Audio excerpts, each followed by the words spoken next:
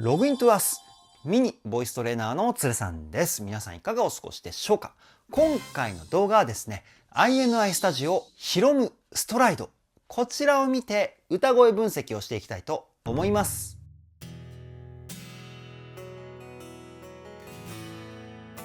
つるさんのボーカルルーム。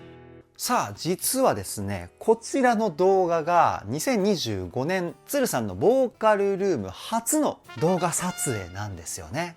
動画自体はですね、年末に取りだめておいて、それを順次今まで公開してきたわけですけれども、2025年今回が初です。そしてこの動画からですね、年始のご挨拶動画で告知していたんですけれども、チャンネル名をですね、つるさんのボーカルルーム初期の状態のチャンネル名に戻しました。今後ともよろしくお願いします。そのいろんな意味での第1弾の動画がですね、INI のヒロムさんのソロ動画、しかも歌っている楽曲がですね、INI のストライドという楽曲、ものすごく爽やかで神秘的な楽曲なんですけれども、こちらをね、メインボーカルの高塚ひろむさんがソロで歌うっていうね、ものすごいレア動画です。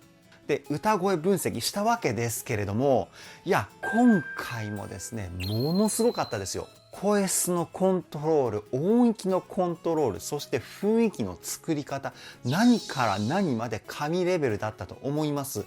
そしてですね、ヒロムさんの歌声から僕は一つの意思表示みたいなものを感じました。それを感じてですね、僕はね、ものすごい感動しましたし、鳥肌も立ちました。そういった部分をですね、どこよりも丁寧に、そして細かくをテーマに歌声分析をしておりますので、ぜひ最後までお付き合いよろしくお願いします。つるさんのボーカルルーム、こちらのチャンネルは私つるさんが現在気になっているアーティストの魅力をボイストレーナー目線で伝えるリアクション動画と歌声分析動画をメインで公開しているチャンネルです。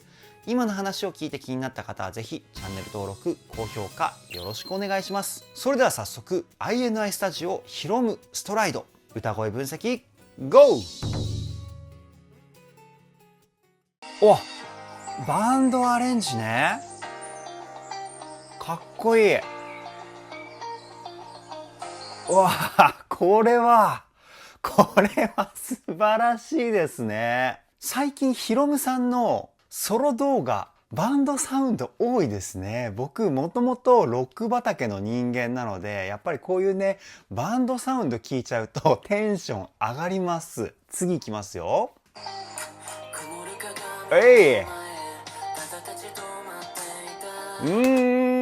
いいね。最高ですね。で、今のヒロムさんの声なんですけど、鼻の中の空間を響かせた歌声、鼻腔共鳴がメインになっています。鼻の中の空間を使うと、声にツヤが出てくるんですよね。歌が上手いボーカリストの声質みたいな。その響きをですね、ヒロムさんの場合は、かなり多めに使ってるんですよ。で、多めに使うと声がどのように変化してくるかというと、ツヤプラスいい意味でのあどけない声の質感、こちらが強調されてきます。曇る鏡の前。こんな感じの声質になりますね。で、鼻腔をそこまで使わないとどんな感じの声になるか。曇る鏡の前。ちょっと男らしさが強調されてきたと思うんですけど、鼻腔共鳴中心にするか、そうじゃないかによってここまで声質に差が出てくるんですよね。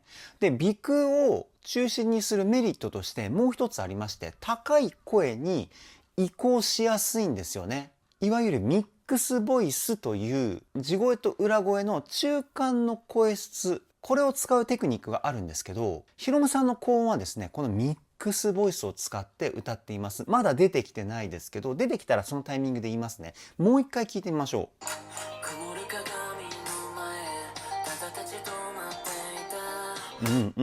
で、うっすらなんですけど、歌声に息の音を混ぜるテクニック。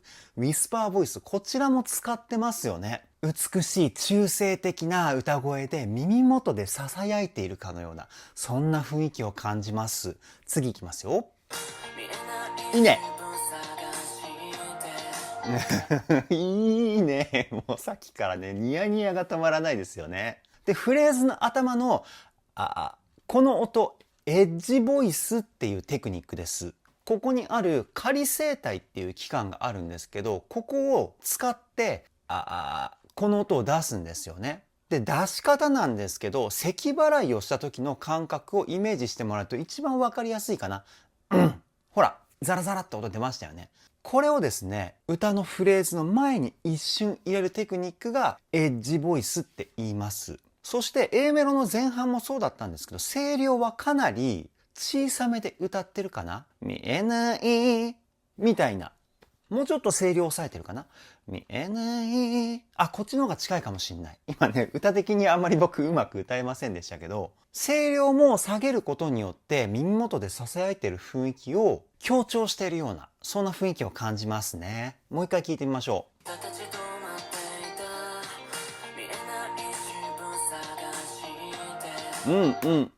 ですね。それとですね、テクニック実はね、ヒロムさんいっぱい使ってるんですよ。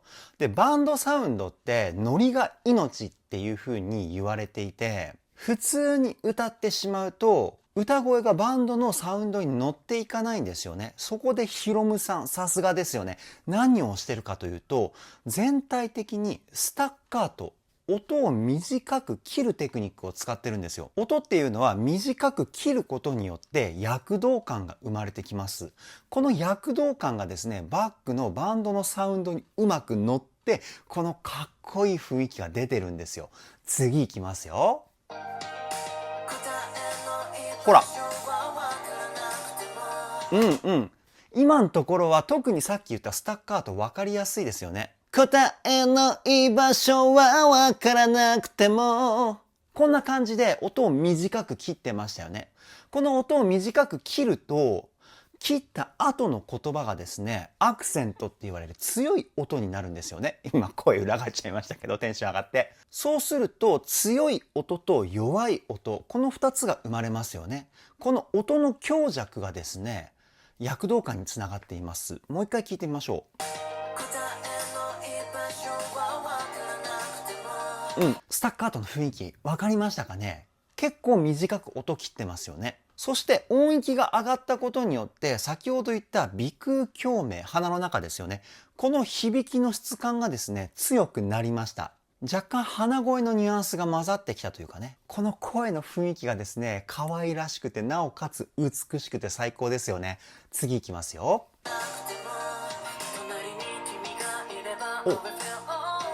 いいねいいね。で、今の低音のところはちょっとだけ声の出し方が変化しました。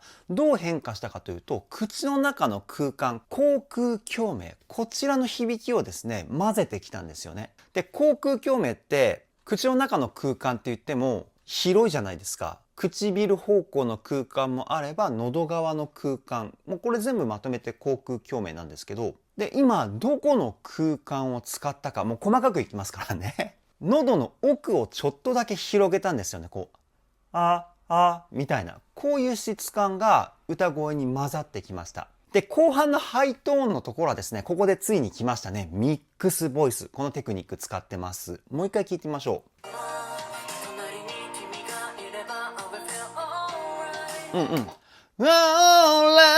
ここミックスボイスですね。ミックスボイスの出し方非常に難しいんですけど、ポイントとしてはですね、高い声になればなるほど力を抜きます。そうすると地声から裏声に自然に切り替わりやすいんですよね。でもこれだけだと高い声、裏声にしかならないので、ちょっとした喉だったり、口の中、鼻の奥、この辺のね、コントロールが必要になってきます。この口の中のですね、上の方、ベロでこう喉側にツーッとなぞっていくと、硬い部分から柔らかい部分に切り替わります。で、この柔らかい部分、軟口蓋っていうんですけど、この軟口蓋って口と鼻の奥の空間の境目になってるんですよね。この境目ぐらいからですね、声を斜め上に出すようなイメージ。もうね、これ聞いただけで難しいテクニックなんだなっていうふうに思った方たくさんいると思うんですけど、これだけね、すごくコントロールの難しい歌声なんですよね。で、今ね、ミックスボイスの説明ですごくね、集中しちゃいましたけど、前半の喉の奥を広げた声、隣に君が、みたいなニュアンスが出てたかなっていうふうに思います。次いきますよ。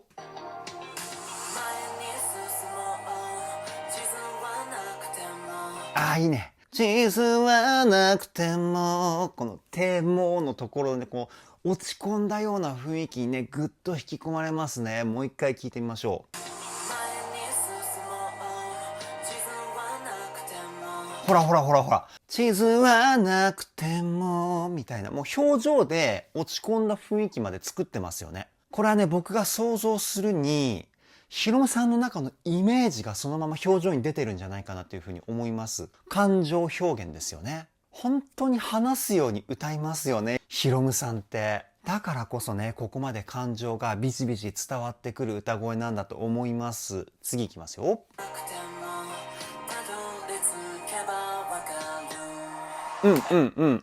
いいね。このね、サビ前で落ち着いた感じ。でもしっかりとね、全体的にスタッカートで音を切っているので、歌声にすごくインパクトがありますよね。もう一回聞いてみましょう。たどり着けばわかるみたいな感じでしっかりね、音を切ることによってアクセントを決めているポイントでした。じゃあサビいきますよ。楽しみですね。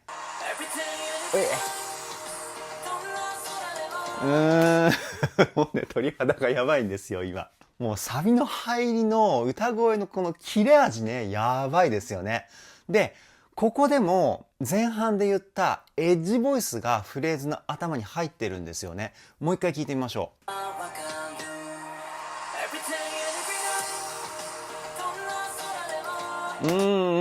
ね、エッジボイス入ってましたよね。Everyday! みたいな。で、エッジボイスって音程がない音なんですけど、出すイメージとしては低音域を出すような感覚で、あって音を出すんですよね。で、サビの頭の音がものすごく高いじゃないですか。これね、すっごい難しいポイントだと思います。Everyday, every day! みたいなね。僕ね、あんまりうまくできないな、これ。いや、難しいですよ。次いきますよ。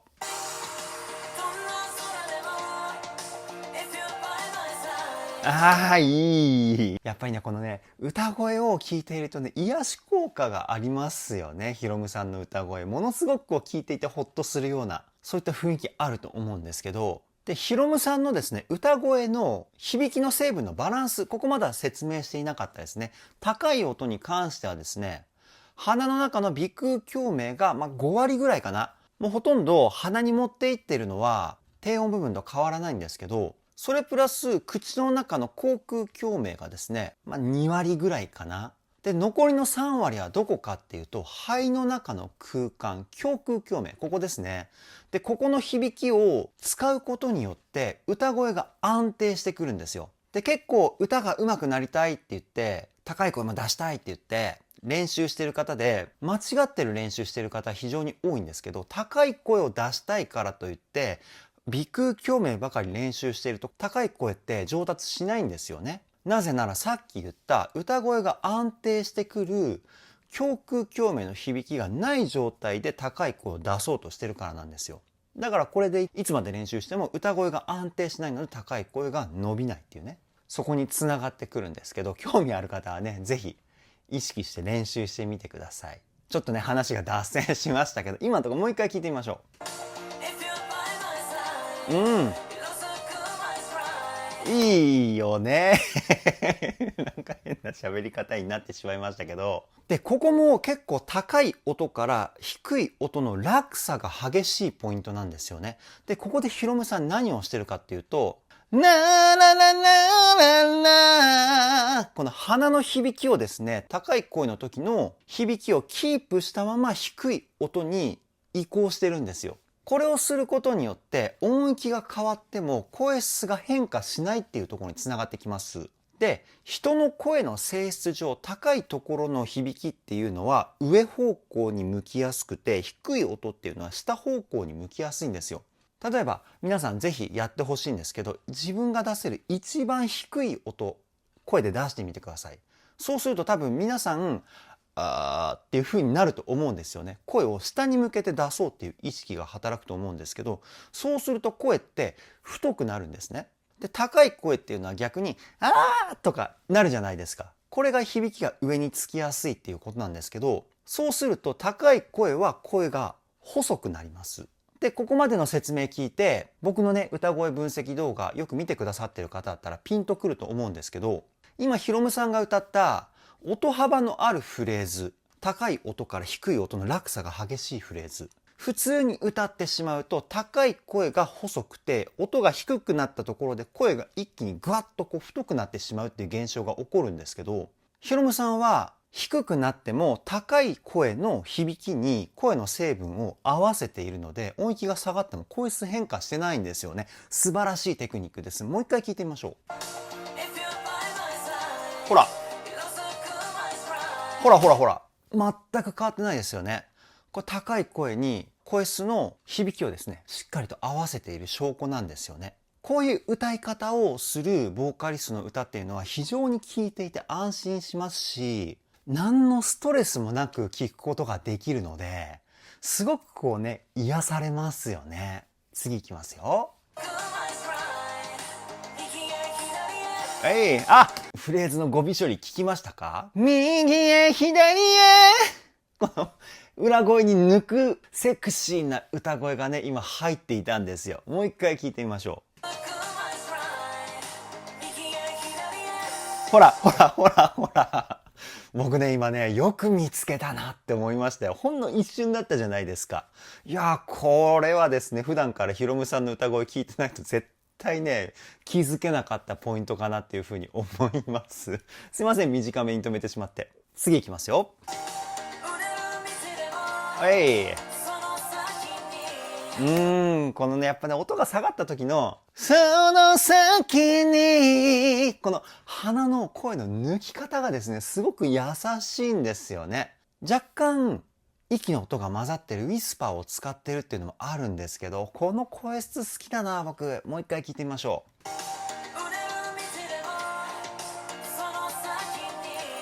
ほらほらほらほら。いやー、たまらないですね。で、前半が強い地声が出てきた分、やっぱり後半の優しさがこうね、すごく際立って聞こえますよね。最高ですね。次いきますよ。いいね。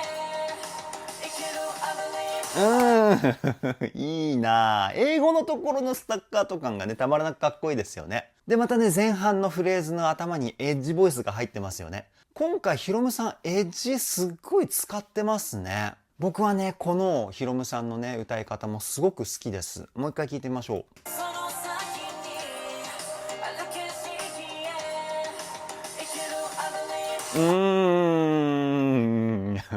いいね。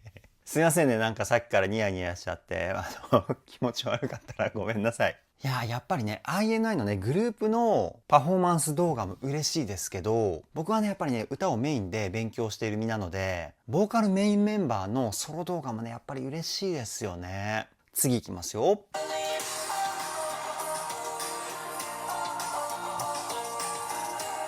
いいね。森の中でさまようヒロムさん。素晴らしいですね。で、何気にこの、これもね、難しいですよ。ここもスタッカートじゃないですか。で、同じ言葉を使ってのスタッカートなので、音をですね、喉で切るとこの質感出ないんですよね。腹筋で、っていう風に力を入れて音を切るんですけど、難しい。これは僕苦手です。次行きますよ。ほらほらほら。ほらほらほら。こうなってるじゃないですか。で、このタイプのスタッカートって音域が上がれば上がるほど難易度どんどん上がってきますから、かなりのハイトーンにもかかわらず、このテクニックはね、すごく高等テクニックだと僕は思います。次いきますよ。いいね。今のポイントは低い音から上がっていくタイプのフレーズだったじゃないですか。ここはですね、先ほどの高いところから低い音の逆の声の質感のキープテクニックを使ってます。低いところの声質に合わせた高い声。だから高い声がいつもよりも声質若干ね、太めだったと思うんですよね。確認してみましょう。ほらほらほら。Cause you're by my side こんな感じのね、声質キープだったと思うんですけど、これはどういう風にするかっていうと、低い音っていうのは自然と胸腔共鳴の響きが中心になってきます。響きが多くなるっていうかね。その響きをですね、キープしたまま音域を上げていくんですよね。で、高い音っていうのは鼻腔が中心になってくるので、鼻腔を中心にしたまま音程だけ下げていくみたいな。実は歌ってね、こういう細かい技術がものすごく必要になってくるんですよね。ヒロムさんはね、それをさらっとやってるからすごいんですけど、次いきますよ。いいね。ヒロムさんラップ珍しいですよね。INI ではラップを歌うことはそんなにないかなっていうふうに思うんですけど、ソロだからこそね、こういうレアな歌が聴けるっていうね、もう一回聴いてみましょう。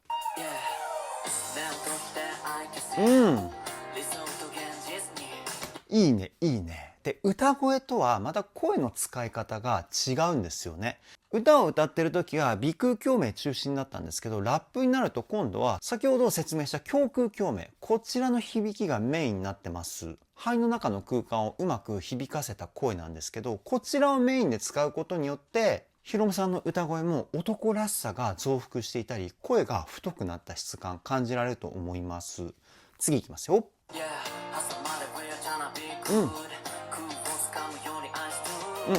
で、ちょっと音域が上がったポイントは、歌声の時に使っている鼻の響きですね。こちらを多めに使ってきたかなっていうポイントですね。もう一回聞いてみましょう。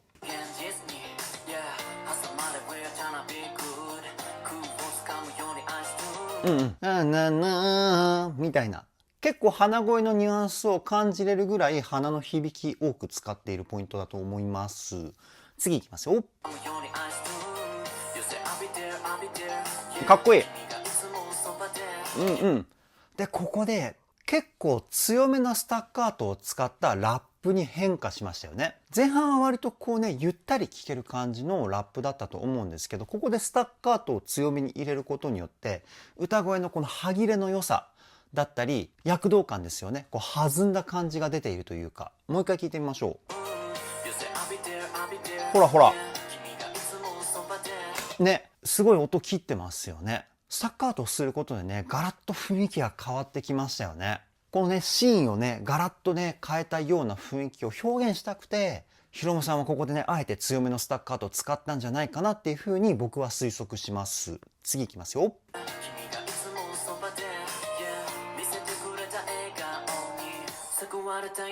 いいね、ブレイクが来ましたね。で、今のポイントは、スタッカート使っていたんですけど、ちょっと弱めにしましたよね。その前に比べたら。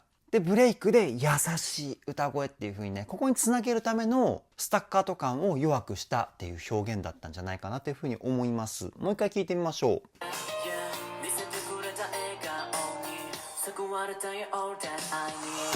今のブレイクのところとかもうほとんどスタッカート使ってないですよね。子音をちょっと強めに出してるぐらいのアクセントを置いて歌ったポイントだと思います。次いきますよ。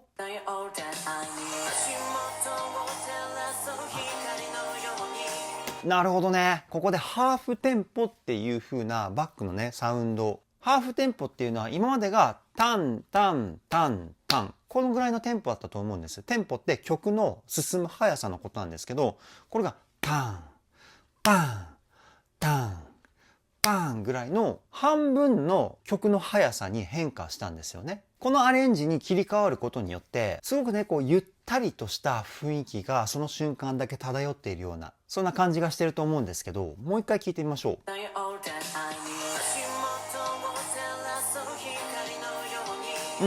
すごくね曲のテンポがこうゆったりしましたよね。で、そのゆったりしている中、ヒロムさんはここねリズムの取り方が素晴らしいポイントなんですけど、曲の雰囲気がハーフテンポを使うことによって曲全体が重く聞こえてしまうんですよね。で、それを解消するためにヒロムさん何をしたかっていうと、従来のオリジナルテンポでリズムを取って歌ってるんですよ。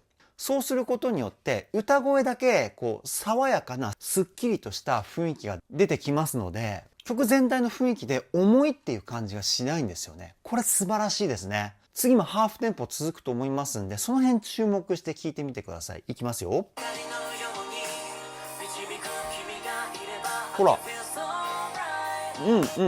素晴らしいですね。バックのバンドはダーン、バーン、ダーン、バーンのテンポに対して、ヒロムさんはタラタタカタタカタタカタみたいな。これをバンドのテンポと同じ感じでリズムをとって歌ってしまうと、タラタタカタタカタタカタってこんな感じになるんですよ。ちょっとこうもったりしたニュアンス出てきますよね。ヒロムさんが取ったリズムで歌ってみると、タラタタカタタカタとタラタタカタタカタ、ニュアンスの違いなんですけど、このちょっとしたニュアンスがですね、曲に与える影響力ってものすごく大きいんですよ。このね、リズムの取り方で曲の雰囲気を作り上げているヒロムさん、最高ですね。次いきますよ。あ、いいね。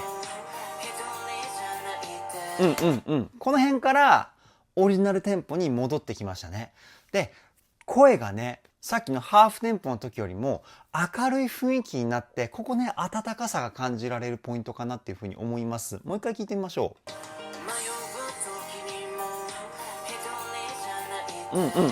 後半特にね、こうね、ヒロムさんも笑顔になってるっていうのもあると思うんですけど、声がね、こう、ほんのり明るくなってくるっていうね、この変化がね、僕はたまらなく好きですね。次いきますよ。あ、いいね。おいおいおい。おいおい、すごいな。ちょっとね、ごめんなさい。字幕で映像の方見えないと思うので、ぜひね、概要欄の URL をクリックして、オリジナルのこのヒロムさんが歌ってる動画見てほしいんですけど、ヒロムさんの笑顔がね、爽やかすぎますね、ここはね。これはね、ついつい歌声分析じゃなくて、ヒロムさんの笑顔、すごい爽やかでいいなっていう風なところにね、目がいってしまいますね。ということでね、もう一回聞いてみましょう。ここも鼻の空間の響きがですね、すごく強いポイントなんですけど、鼻の空間の使い方もですね、いろいろありまして、ヒロムさんの声の美しい音色だったり、中性的な素敵な声質をコントロールしている鼻声のニュアンスと、あとはですね、温かさだったり優しさを表現するための鼻腔鏡面のですね、空間を広く使ったような響きの出し方っていうのもあるんですよね。ララララララみたいな。鼻声のニュアンスだけだと、ナナナナナナこういう感じになるんですけど、鼻の中の空間を広めに使うことによって、ナナナナナナ声に広がりが出たというか、そんな雰囲気がしてくると思うんですけど、ヒロムさんここでね、そのテクニックを使ってますね。もう一回聞いてみましょう。声がね、すごくふわっとこう広がったような質感あると思うんですけど、これはね、鼻のコントロールですね。素晴らしい。次いきますよ。おい。やっぱね、このサビの入りのズバってね、空気を切り裂くような歌い方が素晴らしいですよね。この切れ味を表現する理由は何かっていうと、Everyday, Every Night のこのしゃくりっていうテクニックなんですよね。目的の音に対してちょっと低めの音から入って、こう音程をしゃくり上げるように歌うことからしゃくりっていう名前がついたんですけど、このしゃくりのスピードがですね、めちゃくちゃ速いんですよね。これが歌のスピード感につながって、空気を切り裂くような鋭いような雰囲気、これをね表現してるんですけど、もう一回聞いてみましょう。ないのところも特にないっていう風にこうしゃくってるんですよね。いや、ここはすごいかっこいいですよね。次いきますよ。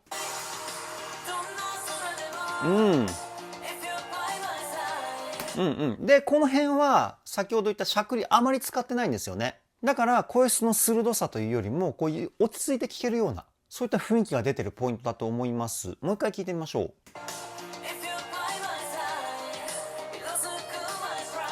いいですね。で、この曲、音域結構高いんですけど、全然ね、苦しそうな素振りを出さないヒロムさんの歌のレベルの高さ、ほんと素晴らしいですね。次いきますよ。いいね。もうね、森がね、いいですよね。ごめんなさい。歌声とは全然関係のない話でしたけど、こう自然の中で歌ってるからこそ、この癒し効果が出てるっていうのはあんのかな。マイナスイオンを浴びているヒロムさんが、そのマイナスイオンをそのまま口から歌声に出しているみたいなね。まあ違うと思いますけど、何言ってんだ鶴さんって思ったでしょう、今。いや、なんかね、そういう風に思ってしまうぐらい、すごくのびのびと歌ってるなって思って。いやー、最高ですね。もう一回聞いてみましょう。いいね。やっぱソロだからってのもあんのかな。自分が表現したい世界観を 100% 声に乗せて伝えるっていうね。そういうところも大きいかもしれないですね。しかもいつもね、INI で歌ってる時は自分のパートを歌っているじゃないですか。でも今回はフルで歌える。嬉しいってなってるのかもしれないですね。次いきますよ。いいね。ほら、やっぱりさっきから2フレーズに1回ぐらいエッジボイスが入ってきてますよね。今回のヒロムさんのテーマはもしかするとエッジボイスなのかもしれないですね。こう大人っぽいセクシーな雰囲気。デビュー当時とは比べ物にならないぐらい成長したよっていう風な意思表示なのかもしれないですね。もう一回聞いてみましょう。次聞きますよ。ほら。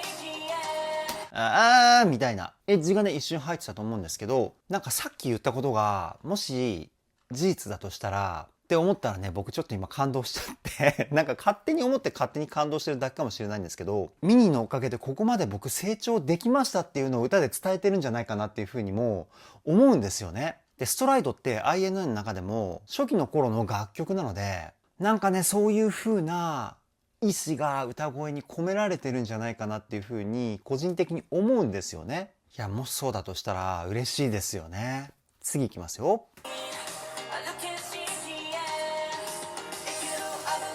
えい、なんかここ歌いたくなりますよね。すごくキャッチーで、ライブでね、こうやって歌いたい。次いきますよ。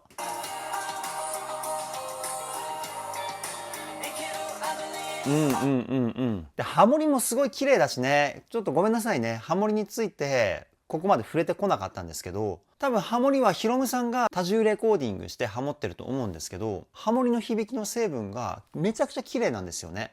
もう一回聞いてみましょう。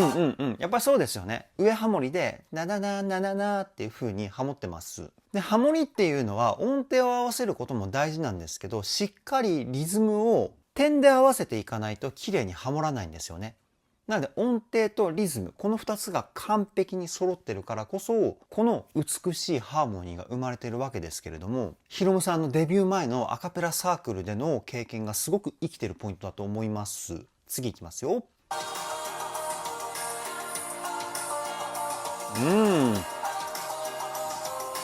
このうっすら出てる霧もなんか雰囲気ありますよね。霧かなこれ。いやー最高ですね。次いきますよ。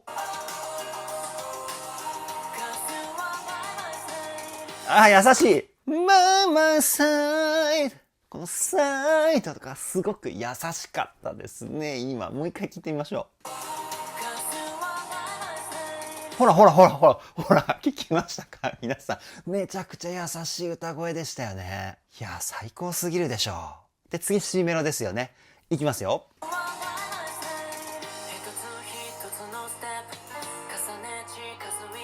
ここもメロラップですね。メロラップを歌う時のヒロムさんのアクセントの付け方がすごくかっこいいですよね。先ほどから言っているスタッカートだったり、子音の発音の仕方がすごくうまいっていうことなんですけど、もう一回聞いてみましょう。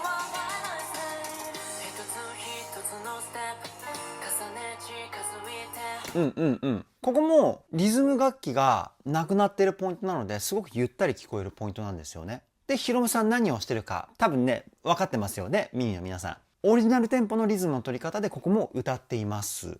次いきますよ。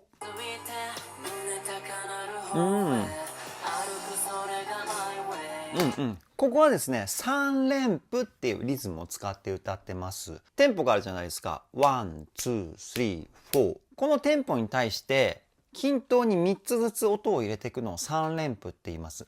タタタタタタタタタタタタ。こんな感じですね。この3連符のリズムって従来のリズムよりもリズムが取りづらいんですけど、すごく不思議な雰囲気のするリズムでですね、こう弾んだようなニュアンスも感じ取れるし、ちょっとこう遅れてんじゃないかなみたいな不思議な感覚もあるんですけど、すごくね、面白いポイントですね。もう一回聞いてみましょ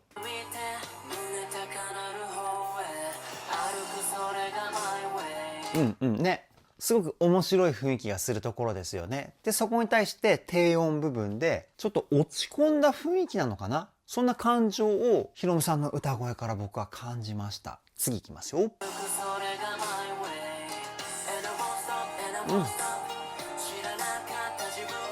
いいよね。このやっぱりね、リズムがハーフテンポからオリジナルテンポに戻った瞬間のこのね、ぐわっと上がったスピード感たまらないですよね。で、ヒロムさんはですね、ハーフテンポの時も普通のオリジナルテンポの時もリズムの取り方変えていないんですよね。これ変えないからこそテンポがハーフテンポになった時のスッキリ感で、オリジナルテンポに戻った時のスピード感アップ、これが生まれるんですよ。だからヒロムさんはあえてリズムの取り方を変えていないんですよね。素晴らしすぎる。もう一回聞いてみましょう。へい。かっこいいね。次いきますよ。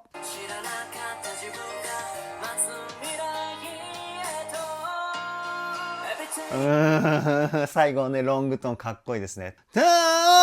この音かな、最後でね、こうハイトーンのロングトーンが来ると、次のサビのですね、頭がすごく楽しみになってきますよね。いきますよ。あ、いいね。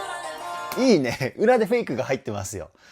この盛り上げ僕ね、大好きなんですよね。起源は R&B にあると思うんですよね。R&B って結構こういったラッサビのですね、表現が多くて。で、僕ね、ロックの次は R&B にハマったんですよね。ボイストゥーメンとか、テイク6とか、あとはね、インシンクとかバックストリートボーイズのコーラスもすごく好きで聴いていたんですけど、なんかそういうね、懐かしい感じがします。もう一回聴いてみましょう。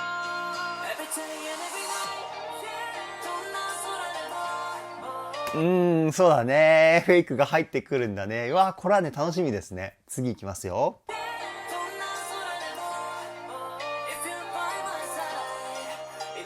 あそこだけかな。でもこの後、多分ね、盛り上がるんですよ。わかんないけど。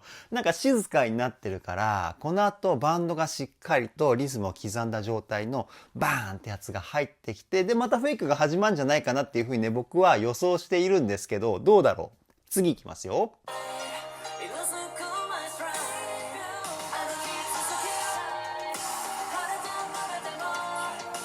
ほらほらほらほらほら、来たでしょ、ほら来たでしょ。もうね、僕はね、知り尽くしている男ですから。ごめんなさい、ちょっとね、盛りましたけど、僕、プレイヤー時代にですね、作詞作曲アレンジ全部やってたんですよね。なので、いろんな楽曲のアレンジを勉強したっていうのもあって、なんとなくこのパターンなんじゃないかなとか、なんとなくこの流れだとこういう風な構成が待ってるんじゃないかなっていう風に予想してですね、聞いてしまう癖ができたんですよ。なので、間違ってしまうこともものすごいいっぱいあるんですけど、今回は思った通りの展開でしたね。いや、嬉しい。もう一回聞いてみましょう。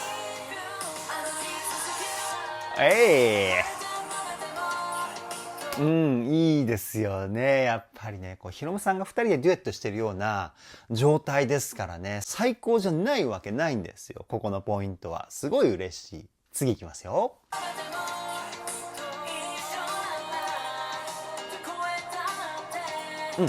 こっから一人になるのかな。で、一人になって、おにつながって終わるみたいな状態かな。次いきますよ。なるほどね。わー、最高ですね。こう来たか。おに対してのフェイクをヒロムさんがね、歌っているっていうね。これはたまらないですね。次いきますよ。追っかけが来たね。いや、最後にしてなんかね、一番盛り上がるんじゃないですか。一番かっこいいポイントだし。いや、たまらないですね。最後まで楽しいですよ。次いきますよ。うい、もう一緒に歌いたくなりますね。最高すぎてね。ごめんなさいね。なんか僕が勝手に楽しんでる動画になっている。いや、それぐらい楽しいですよ。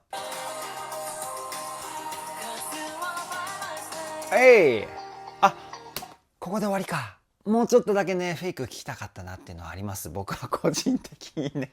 楽しんじゃったからね、そのままもっと続くのかと思ったんですけど、こう静かになっちゃいました。最後まで見ていきましょう。いきますよ。あ、このまま終わる感じね。いいね。わ、カットアウトで終わるのね。なるほどね。最高ですね。いやー、楽しませていただきました。以上、INI スタジオ、ヒロムストライド。歌声分析はここで終了です。いやー、たまらないですね。もう本当にヒロムさんの歌声尽くしっていう INI ストライドだったわけですけれども、皆さんはどう思いましたか？ぜひね、感想コメントで教えていただきたいんですけど、僕は歌声分析っていうモチベーションでですね、見始めたんですけれども、最後の最後では結局ミニとして楽しんでしまったっていうね、それぐらい魅力たっぷりのヒロムさんの歌声と INI ストライドなんじゃないかなっていうふうに思うんですけど、僕の感想はですね、一言、最高でした。もうヒロムさんの歌声的にも最高でしたし、バンドアレンジも最高でしたし、もう全てにおいて最高。これですね。ものすごく素晴らしい動画でした。これからも INI 全力で追っていきたいと思います。それでは今回の動画はここで終わりです。動画の内容を気に入ってくださった方はチャンネル登録、高評価よろしくお願いします。ではでは、ボイストレーナーのつるさんでした。